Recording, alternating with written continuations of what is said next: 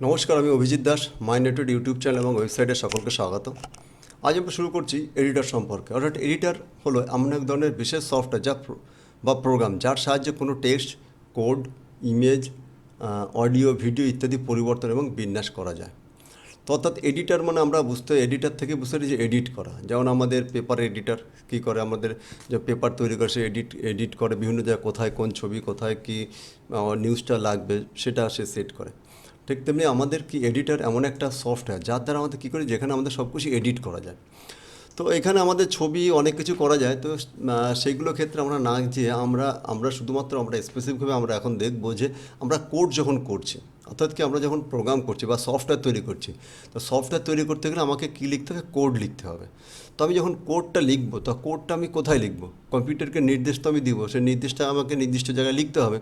আমি মেশিন ল্যাঙ্গুয়েজে লিখতে পারি না, জানি না, সেই জন্য আমরা হাই লেভেল ল্যাঙ্গুয়েজ জানি, মানে পাইথন, জাভা, সি++, এগুলো আমরা প্রোগ্রামিং ল্যাঙ্গুয়েজে কোড করব।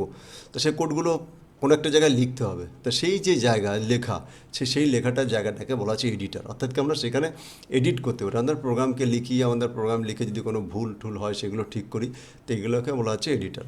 তা এটি দেখো, এটা প্রধানত অ্যাপ্লিকেশন সফটওয়্যারের মধ্যেই পড়ে।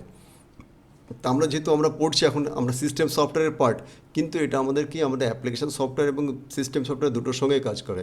কারণ এটা আমাদের অ্যাপ্লিকেশন সফটওয়্যারের পার্ট, কিন্তু এটা কী আছে, আমাদের সিস্টেম সফটওয়্যারের সঙ্গে কাজ করে। যেমন দেখুন, আমাদের VS code, visual studio code, notepad আমাদের যেমন থাকে, এই যেমন এই সফটওয়্যারটা বলা আছে নোটপ্যাড। তো আমাদের ভিজুয়াল স্টুডিও কোড, যেমন আমরা যদি এটা এই দেখো, এটা হলো আমাদের ভিজুয়াল স্টুডিও কোড, এরকম এর ইন্টারফেসটা এরকম লাগে দেখতে। তো এরকম আমাদের যখন কোড লেখার যে যে জায়গাটা, এই যেমন এখানে একটা পাইথনের কোড লেখা আছে এটা, তো এই যে এটাকে বলা হচ্ছে আমাদের এডিটর, অর্থাৎ যেখানে আমরা কোডটা লিখি।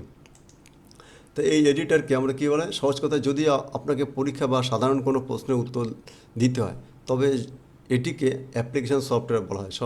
বলাই সবচেয়ে সঠিক, কারণ এর মূল কাজ বা ব্যবহারকারী সরাসরি কোনো কন্টেন্ট তৈরি বা এডিট করতে সাহায্য করে। তো এটাকে অ্যাপ্লিকেশনের মধ্যে পড়া হচ্ছে, ধরা হচ্ছে, কিন্তু এটাকে আমাদের কোন অ্যাপ্লিকেশনে করা হয়, আমরা কিন্তু আমাদের নিজস্ব আমাদের সিস্টেম সফটওয়্যারের কোনো কাজ করার জন্য এটাকে ব্যবহার করা হয়। তো এটা অ্যাপ্লিকেশন সফটওয়্যারের পার্ট হয়েও কিন্তু এটা সিস্টেম সফটওয়্যারের একটা পার্ট। তো এটা হলো আমাদের এডিটর। তো এটা আমরা আমরা যদি এরকম বলে কিছু এডিটর, যেমন আমাদের ইউনিভার্সাল এডিটর হলো নোটপ্যাড। নোটপ্যাডের দ্বারা আমরা যে কোনো প্রোগ্রামিং কোড আমরা সব কিছু লিখতে পারি, কিন্তু আমাদের এগুলো খুব কমই ইউজ হয়। তবে বর্তমানে আমাদের কি ভিএস কোড, মানে ভিজুয়াল স্টুডিও কোড, মাইক্রোসফট কোম্পানির, এটা আমাদের এই যে আমাদের যে তোমাদের দেখালাম, যেটা মাইক্রোসফট কোম্পানির তৈরি, এই যে আমাদের এটা সাধারণত একটা ইন্টারফেস, এটা এই যে সফটওয়্যার, এটা খুবই এখানে এই এডিটর দিয়ে, এটাকে দিয়ে আমরা সি++, জাভা, পাইথন সব ধরনের প্রোগ্রামিং কোড করতে পারি।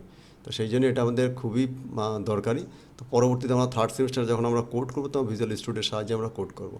তা বাদেও আমাদের যখন যে বিভিন্নজন পাইথন, তার নিজস্ব একটা আইডিয়ালি আছে, ইন্টিগ্রেটেড ডেভেলপমেন্ট ইন্টারফেস, অর্থাৎ সেখানেও নিজের থেকে নিজেরা একটা এডিটর অ্যাড করে আছে। তো বেশিরভাগ আমাদের সফটওয়্যারের ক্ষেত্রে, ল্যাঙ্গুয়েজের ক্ষেত্রে, তার নিজস্ব একটা পার্টিকুলার নিজস্ব একটা এডিটর আছে, অর্থাৎ সেখানে সে কোডগুলো লেখা যায়। তা বাদেও অন্য এডিটরে আমরা এটা লিখতে পারি। তো এটা হলো মূল কথা আমাদের এডিটর, অর্থাৎ এডিটরকে যেখানে আমরা কোডগুলো লিখি এবং কোডগুলোকে আমরা লিখে কম্পিউটারকে সেভ করে, নির্দিষ্ট ফরম্যাটে সেভ করে কম্পিউটারের কাছে আমরা প্রদান করি যে তুমি এই নির্দেশগুলি পালন করো। তো এটা হচ্ছে এডিটর। তো আজকে এটুকুই রাখছি, এরপর আমরা পড়বো ডিবাগার সম্পর্কে। তা তোমাদেরকে অনেক অনেক ধন্যবাদ। এই চ্যানেলকে লাইক, শেয়ার এবং সাবস্ক্রাইব করবে।